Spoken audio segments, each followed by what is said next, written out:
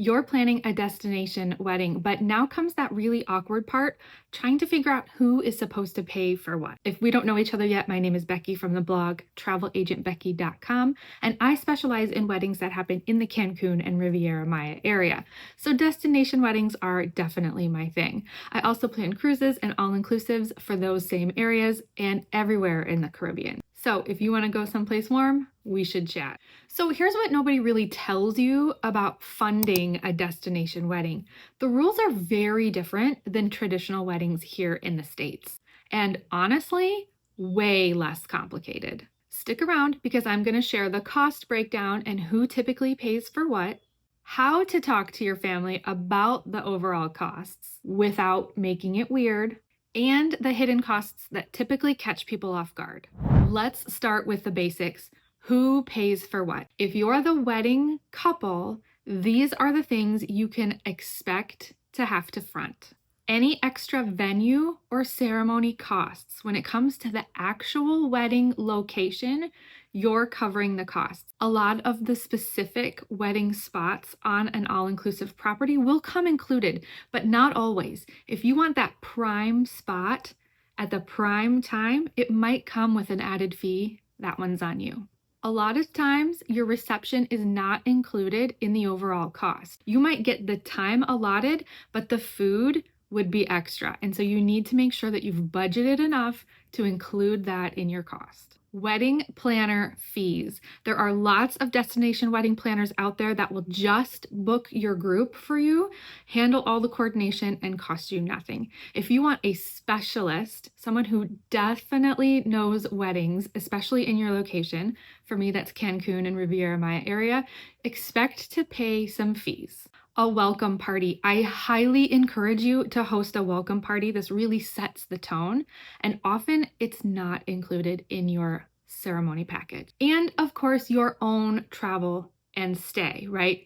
That's on you. You got to get there. You got to have a room to be at the property as well. Those are your expected costs. Let's break down what your guests should expect to pay. They're going to pay their own airfare and room costs. If you're going to do something off property, they would pay for that themselves as well. So if you're wanting to go shopping in Playa del Carmen or do something off property, they would be expected to pay their own way. Activities and excursions. This one is a little iffy. If they want to do something on an off day when it's not the wedding specifically, they're going to be on their own for that. If you're hosting something, right, for the wedding party like a catamaran, then of course you're going to front that or split it amongst everybody. Speaking of things to split, there are some things that your guests might want to join together on and do, or you might want to also be included in that, where you join together and split the overall cost. Transfers is one of them. Sometimes your transfers will be included in your all-inclusive stay, but oftentimes not. And so if you have a large group of people all arriving together, they might want to get all together and have a larger transfer vehicle take you all to the airport and split that cost versus taking a private transfer and paying a little more. With all of these costs, you may be wondering, does a destination wedding actually save me money? The answer is yes, in most cases. A traditional wedding here in the United States could be as much as $40,000 to $60,000 just for 30 to 50 guests. We're talking all in. We're talking wedding gowns, tux rentals, venue rentals, caterers, photographers, right? The whole thing. If you brought 30 to 50 guests to the Cancun or Riviera Maya area, you could expect your wedding to cost you somewhere between $15,000 and $30,000. That's a pretty moderate average budget. There are lots of weddings that go way over that, and there are some weddings that come in just under that. So that's just sort of a vague number to get you started in your overall wedding planning. If you're really looking to save, I love the all-inclusive option versus a boutique hotel. The boutique hotel, you're going to have to piece everything together. When you're at the all-inclusive resort, obviously you have everything included there. Food, alcohol, fun activities happening in the pool area, it's all right there for you. Plus, if you're having a destination wedding, your guest list will naturally shrink. That's just the way things go. But for a lot of people, that's a benefit. Only people who genuinely want to celebrate you will make the trip. Let's talk about the conversation you're probably dreading, telling everybody you're having a destination wedding. Everyone's going to have an opinion, but this is how you have the conversation because at the end of the day, it's really about money. When you're talking to your families, you want to be direct. You could say something along these lines. We're planning a destination wedding in Cancun. We wanted to let everyone know with plenty of time. Guests will only be responsible for their airfare and their room. We plan to cover everything else. Make sure you tell your family with plenty of time so that they can both budget and get their time off work. If you tell everybody 12 to 14 months in advance, you're giving them plenty of time to start saving for this trip. Speaking of your family, oftentimes people want to contribute money out of the kindness of their heart. Occasionally, family might ask to contribute because they want a say in the wedding. So here's my suggestion. If your parents or someone in your family offers to contribute, give them something specific. That's so generous. We'd love help paying for the photographer. Specific. The photographer will be $3,500. We're also considering upgrading the dinner menu. That would be $2,000. Do either of those feel right to you? This gives them something very specific instead of just pooling their money into the fund. Because they're funding something specific, that means their hand won't be in all of the destination wedding planning pots. Make sure when you're telling guests about it that you have everything set. You want your room block and your rates all set to go and the instructions on how to book where and what. Again, if you're working with a destination wedding planning specialist or even just a basic travel agent, they should be leading the way and helping get all of that organized for you. Wedding couples with Travel Agent Becky get their own personalized website so that guests know exactly where to go for all the most important details, and the wedding couple, you, are not answering the same question 400 times. Keep in mind, your guests are adults with jobs. They can budget for a trip they want to take with a year's warning. That's something they could choose to do. If they choose not to, that is too bad, but maybe you can celebrate when you get home. If helping your guests budget for this wedding is important to you, I highly recommend you find a travel agent or wedding planning specialist who can negotiate room rates for you. Locking those down, locking the price in, and securing a room block is critically important to helping your clients be able to not only budget, but have that room there and ready for them.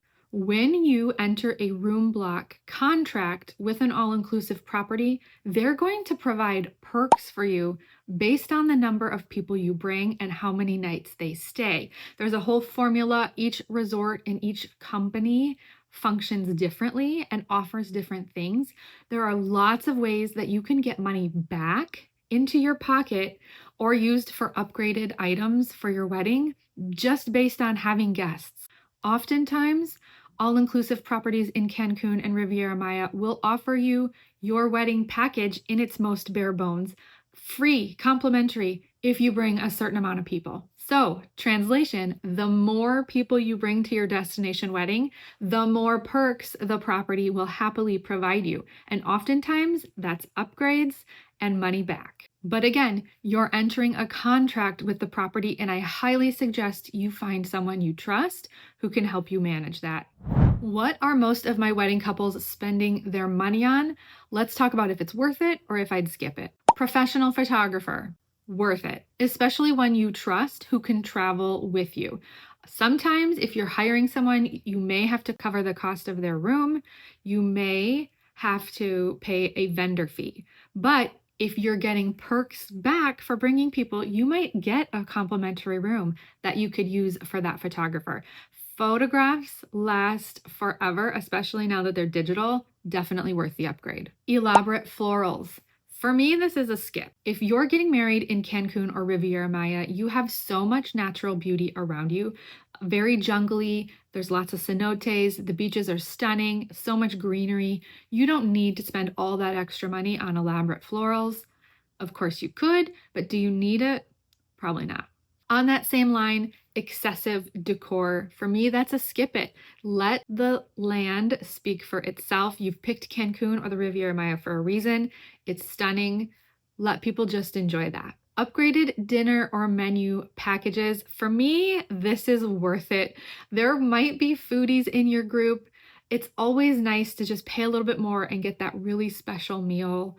Yes, it's just one meal, but for me, it's worth it. Expensive wedding favors. For me, this is a skip it. Your guests don't really need that. They're there for the time. Instead of getting one day with you where they watch you get married and then only a couple of hours at the reception, you're giving them a weekend. You're giving them 3, 4, 5, maybe 7 days to really spend time together and enjoy each other. And that is the biggest gift you could give. Plus, they don't want to be taking a whole bunch of stuff home with them.